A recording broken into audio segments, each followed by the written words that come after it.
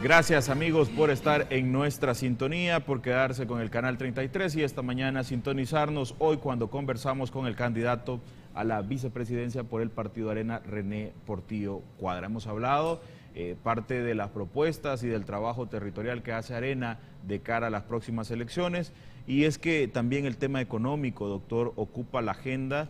Lo hemos hablado en algunas partes en el bloque anterior sobre el crecimiento económico y el comportamiento que ha tenido la economía nacional durante los últimos años. Y uno de los planteamientos que se hace también es que esto no es nuevo, sino que es un problema o una situación que viene de varios años para atrás, no exactamente en la actual administración. De ello, ¿qué es lo que propone el Partido Arena para que la economía de nuestro país, que es, por cierto, la última en crecer a nivel centroamericano durante los últimos años, pueda cambiar ese rumbo y pueda tener situaciones como las que ha hecho Honduras, las que tiene Nicaragua, el mismo Costa Rica o Panamá, para crecer a niveles muy superiores? Excelente. Fíjate que cuando hablamos del tema económico, hay que ser franco en este tema de cara a nuestros compatriotas. El abordaje tiene que ser lo más real posible. Después de la crisis mundial del 2008, el único país de Centroamérica que no logró levantarse fue nuestro país.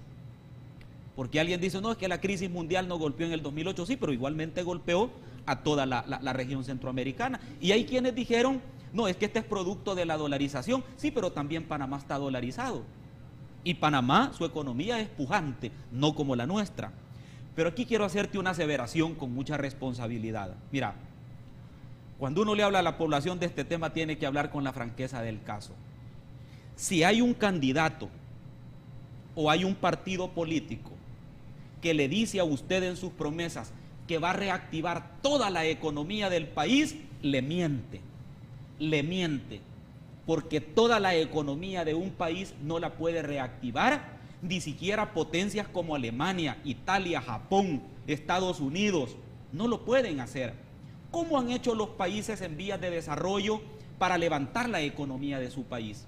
¿Cómo lo hizo Chile? Apostándole a tres cosas bien hechas: la industria del vino, la minería y la explotación de su mar adyacente.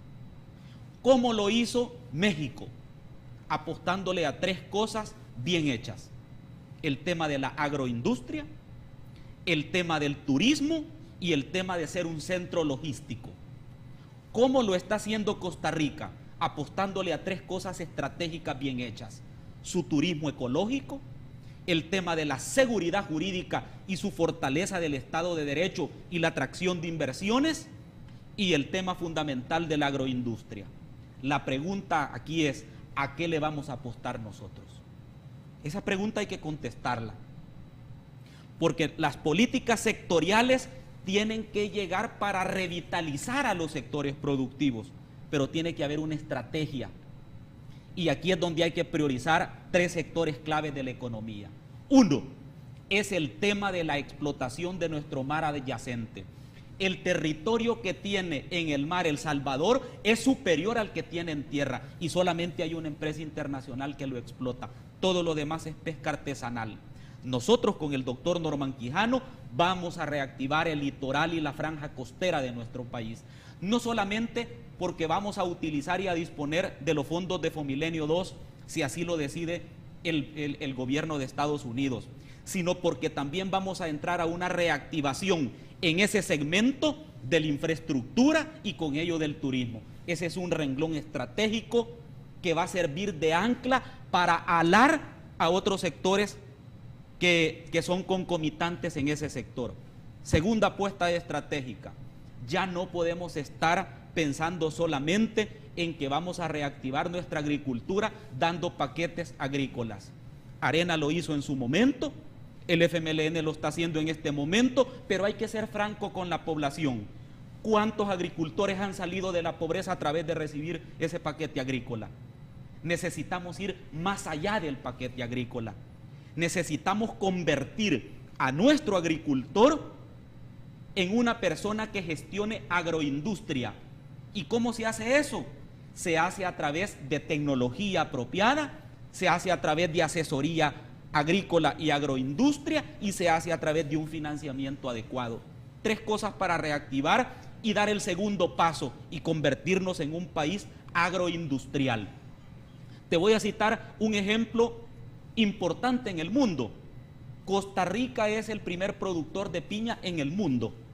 Y Costa Rica es una franja de tierra frente a Brasil, frente a México, frente a Estados Unidos. ¿Pero por qué? Porque tecnificaron el cultivo de la piña. Y ahora de ese producto están sacando medicinas, colorantes, saborizantes, jaleas. Le han dado un valor agregado y una cadena de valor al producto que se saca de la tierra. Eso es lo que necesitamos hacer con la caña, con el café, con el maíz, es decir, con todo lo que nosotros producimos. Pero hay otro punto importante. Aproximadamente el 60% de la tierra con vocación agrícola en nuestro país no se cultiva. ¿Por qué? Porque no se dispone de los recursos ni de una estrategia escalonada para poder producir la tierra. Ese es un punto importante. Y el tercer punto importante, estratégico para reactivar la economía de nuestro país, es el tema de convertir a nuestro El Salvador en un centro logístico. Habida cuenta que tiene una posición geográfica estratégica en el centro de América. Habida cuenta que está de cara al Pacífico. Y habida cuenta sobre todo que la infraestructura que nosotros tenemos de tener un aeropuerto al centro y 2 puertos a los lados de nuestra zona costera, se pueden tratar de coordinar para hacer un centro logístico de almacenaje, de producción dentro de lo que es la zona costera del país. Esto nos permitiría a nosotros reactivar la construcción. Esto nos permitiría a nosotros reactivar nuestros productos tradicionales. Esto nos permitiría a nosotros incluso ser captadores de industrias tecnológicas de valor agregado que hoy por hoy no lo tenemos. Pero hay una condición sine qua non para poder realizar esto. Se llama educación de calidad. Ninguna empresa invierte donde el capital humano no está preparado para el proceso productivo. Y eso es lo que no tenemos. Perdona que te voy a contar esto, pero debo de decirlo. Una vez en una reunión de altos funcionarios de universidades públicas y privadas del país, le preguntaron al entonces ministro, ahora candidato a la presidencia del FMLN, le preguntaron que por qué no se le enseñaba a los niños inglés desde primer grado. Y él dijo que no se necesitaba. Cuando le preguntaron, ¿pero por qué cree usted que no se necesita hablar inglés? Él dijo, porque ese es el idioma del imperialismo yanqui. Entonces, ¿te podés imaginar una respuesta de ese nivel para no enseñarle inglés a nuestros niños? Por Dios, si el inglés es un idioma, es el idioma de los negocios en el mundo. Entonces, mientras nosotros estamos rezagados en el tema educativo, otros países están captando la inversión tecnológica para fortalecer sus economías, pero sobre todo su tejido social. Doctor, el día de ayer Funde también presentaba en su informe el tema del endeudamiento y señalaba que al finalizar el 2013 se estarían alcanzando niveles del 58% y que para el 2014, al finalizar el 2014, la deuda llegaría o alcanzaría cerca del 60%. Para países como el nuestro, la sugerencia que hacen organismos internacionales es que la deuda sea del 48-49%. En este sentido, cuando se tienen esos niveles de endeudamiento, las promesas que se hacen como fórmula presidencial de Arena o el resto de fórmulas presidenciales, ¿qué tanto o cómo pueden traducirse en realidad cuando tenemos una situación como esa también que aprieta la economía del Estado, por ejemplo? Mira, el tema económico del país y el tema fiscal del Estado es un binomio perfecto, que de no administrarse de manera correcta, colapsan. Una hace colapsar a la otra. Vayámonos primero por el tema económico. Mira, en nuestro país, de cada 10 jóvenes que pueden trabajar, solamente acceden al empleo 3 y 7 se quedan desempleados. Esa es la fotografía de un mercado laboral deprimido, totalmente quebrado. ¿Cómo se hace para reactivar ese tema? Impulsar la inversión extranjera y motivar la inversión nacional. ¿Y qué se hace para hacer esta condicionante? 3 cosas: seguridad jurídica, predictibilidad en los negocios y un gobierno que dé confianza. Ese es el trazo que se ha destinado el doctor Norman Quijano en los próximos 5 años. Pero vayamos al tema numérico. El gran problema que ha ocurrido es que como nosotros no atraemos inversión extranjera, nosotros no recaudamos suficientemente para invertir en los programas y en el presupuesto. Entonces lo que hacemos es, el gobierno lo que ha hecho es empezar a prestar, empezar a endeudarse para poder ejecutar los programas sociales y la inversión del Estado. Entonces esta deuda, como no se genera vía impuestos, entonces lo prestan. Entonces lo que hemos hecho es que de cada dólar que se produce en el país, 60 centavos van destinados al pago de deuda. Sos inviable como país. Mientras nosotros nos hemos endeudado en 15,000 millones de dólares, de esos 15,000, los últimos 4 años y medio de gobierno del FMLN, se han prestado alrededor de 4,000 millones de dólares. Y aquí es donde hay que hacerse una pregunta sin apasionamiento político, sin ideología, hay que hacérsela como ciudadano. ¿A dónde está el impacto positivo de esos 4,000 millones de dólares? Seamos sinceros, hay que contestarse esa pregunta no con datos de los candidatos, sino con datos de organismos internacionales. CEPAL ha planteado claramente que el impacto de esa inversión social no ha disminuido la pobreza en nuestro país.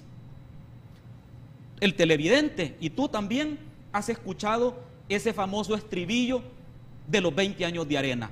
Pues mira, una de las cosas que lo pueden consultar en los informes de la CEPAL y del Banco Mundial es que Arena en sus 20 años redujo la pobreza del 60 al 38%. Esos no son datos míos. Entonces, la pregunta es, ¿en cuántos puntos porcentuales ha disminuido la pobreza este gobierno? Te lo contesto. Desde el último año de gestión del presidente Saca hasta este día, se han generado 640,000 nuevos pobres. Ese es el impacto de la inversión de 4,000 millones de dólares en préstamos. Dice el gobierno que no son 640,000, que el dato es errado, que son 240,000. Muy bien, quedémonos con el dato del gobierno. 240,000 nuevos pobres. ¿Qué significa? Que gente que tenía antes empleo, ahora no lo tiene. Que esa gente ya no tiene cómo poner el pan de cada día en la mesa de sus casas. Ese es el grave deterioro. Te voy a citar otro efecto de este tema. Cuando el presidente Funes entra a la presidencia, habían 950 asentamientos urbanos precarios. ¿Quién dijo eso? El PNUD en el informe del mapa de pobreza. ¿Sabes cuántos asentamientos urbanos precarios o comunidades marginales hay en este momento? 1,650 asentamientos precarios urbanos. ¿De qué cambio me estás hablando? ¿Cuál darle play? Dale rec porque vamos para atrás. ¿A dónde está el cambio? ¿De qué cambio hablas? ¿Del cambio de los spots o del cambio de la realidad que vive la gente? Esa es la verdad. Doctor, le voy a dejar planteada la pregunta para al regresar de la pausa comercial. Usted mencionaba el tema de la recaudación tributaria y el tema de los impuestos. Y en medio de esta situación, ¿qué tan importantes se vuelven los impuestos para poder cumplir con las responsabilidades que tiene el Estado y si es que son necesarios nuevos impuestos? Le doy la palabra al regresar de la pausa comercial. Amigos televidentes, volvemos.